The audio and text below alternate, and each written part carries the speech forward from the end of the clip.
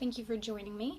Today was supposed to be my garden tour, but it is too hot and my phone is overheating, so I thought I'd bring you inside this morning and show you my birthday present that finally arrived. It has been coming in little bits and pieces, and it's all finally here, actually except for one ingredient, but it's mostly here, so I thought maybe I'd share it with you. So one of the things that I got was this lovely herbal medicine, a beginner guide, because that's me. I've been doing a lot of foraging recently and looking at some of the things that I have in my own backyard and how I can use them and how they can best be used. So this was definitely a book that I wanted to have on my bookshelf. I think that I'm going to spend a lot of time getting to know the herbs. It is suggested in several blogs actually that you start with just one. Get to know one weed or plant and get to know it really well. Read everything that you can about it, watch every video that you can about it, and then go on to the next one. And then that way you won't get the little itty bitty facts confused, because there's so many things and there's so many things that each plant can be used for. So then I wanted to just really quick show you this. There is a class, a tea making class that's free. I believe it's 6 days long. I think I'm in day 4 that you can sign up for. The website is Grow, Create, Sip from Farmhouse Teas. So Farmhouse Teas is offering this class. It's free. She does have many other paid subscription classes that you can sign up for about learning how to make teas and herbalism and that sort of thing. They look amazing, but this is just the free one just to see if I like it and it's something that I want to get into. It may be way over my head, I don't know, but this is a wonderful way to get to try it out. So she has this ingredients list, and she even has her Amazon wish list or Amazon purchase list that it's connected to, so you can purchase everything that way, or you can copy and paste it to try and find the best deal for everything. So it's up to you. But then she has different parts of it, and that comes on each day of the class. So I don't want to show you too much because then it'll reveal her setup and the way she has it. But I think there's 3 or 4 different teas that I'll be able to make by the end of that class. So it's kind of cool. The things that I got was a huge thing of cinnamon sticks, and they are raw cinnamon sticks, so I'll have to pound them.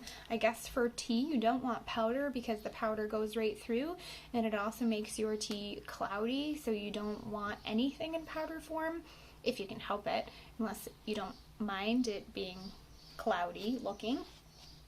But that's why you use the raw ingredients, and then you would break this up into little clumps in order to make your tea.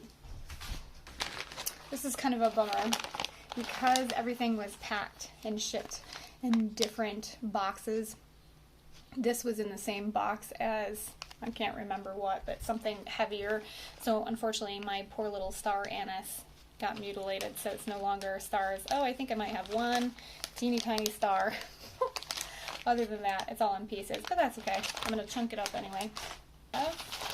Whole cloves. That is a lot of cloves. I think one of the very first teas that she has is a digestive tea, and it is chai tea, which is wonderful because I love chai tea. So I'm going to learn how to make it myself. And this is the package that I got. I had no idea that they came this way. It's very crinkly, so I'll try not to crinkle it and make a lot of noise. It's cardamom pods. This is what they look like. They're huge. And I'm going to have to crack these little things open because the cardamom is inside. She recommended a rolling pin or a hammer. I might do that on a day that I'm a little bit more frustrated. That sounds like a easy way to get my irritation out. Then a huge bag of black peppercorns. That should be very interesting. You can see the little window right there. I've never owned as many peppercorns in my life, so that should be fun. Open up this one. This big Mylar bag is chamomile.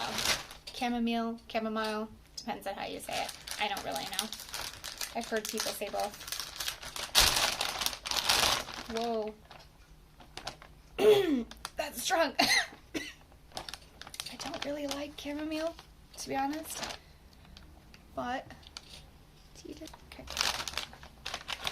There's tiny little ones. There's still petals. There's a whole bunch. This is, I think, a pound. So, that is better go a long way, right? My son will be pleased. He likes chamomile. Chamomile, whatever. Then, I have these beauties, which are unbleached tea packs. Reusable. So you put your tea in there.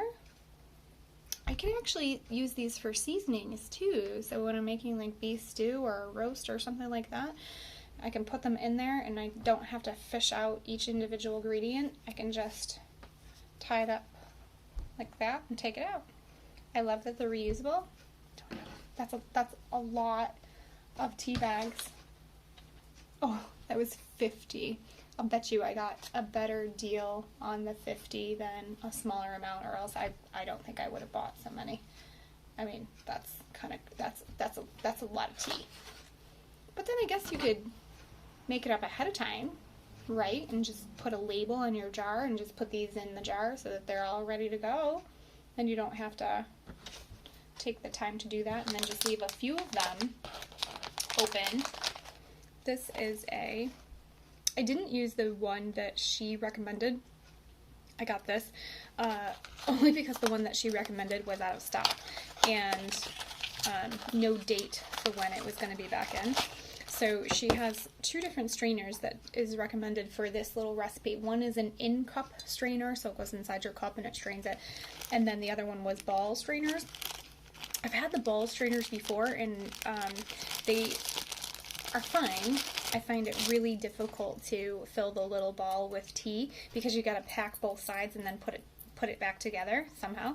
And I thought that this would be a little bit more user-friendly for me because you just fill it up instead of trying to put two pieces together that have little bits of tea and debris that are going to fall out as you're trying to close it.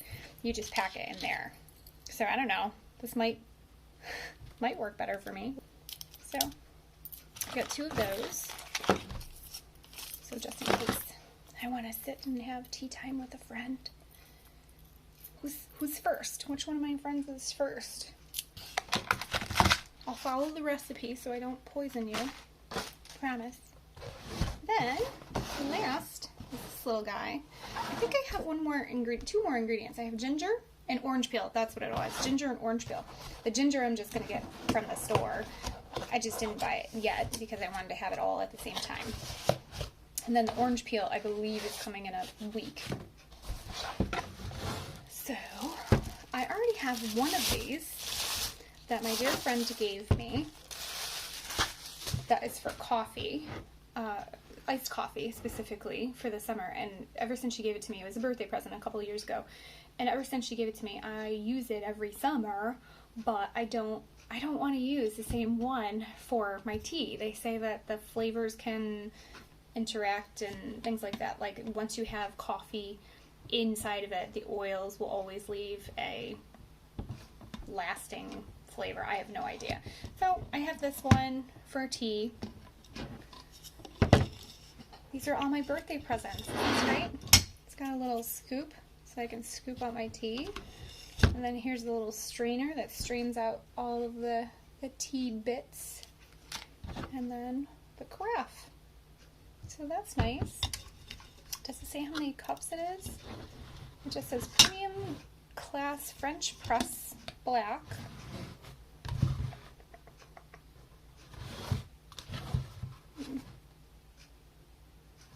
Use coffee. See, it says coffee. Isn't that funny?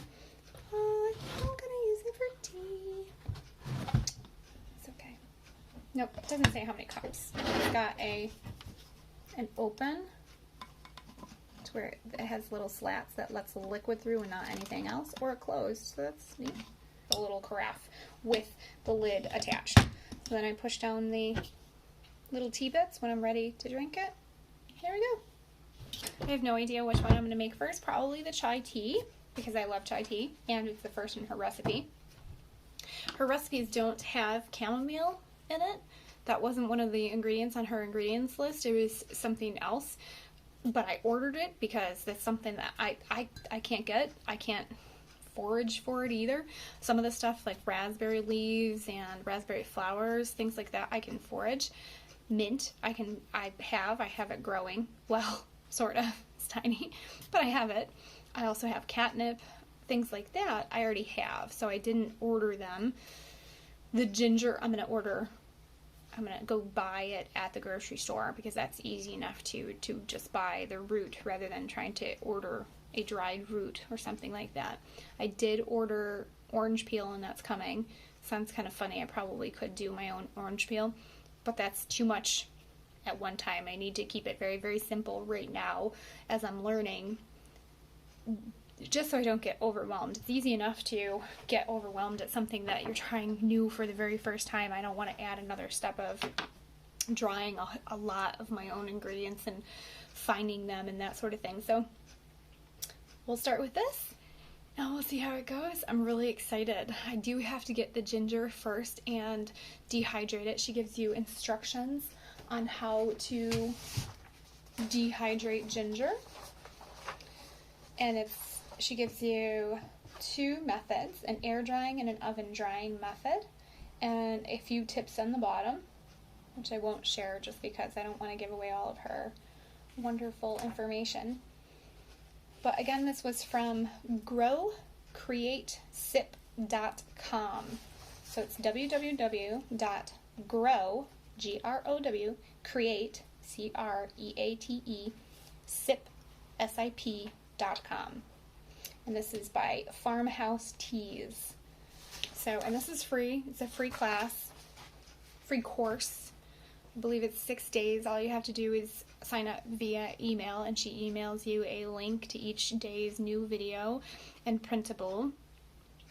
You get the first one with the ingredient list, and that took me a while because that was a birthday present, a birthday gift from my grandmother and my mother. It was a combined gift. I used, monies that they sent me for my birthday and got all of these wonderful things. So thank you, Mom. Thank you, Grandma.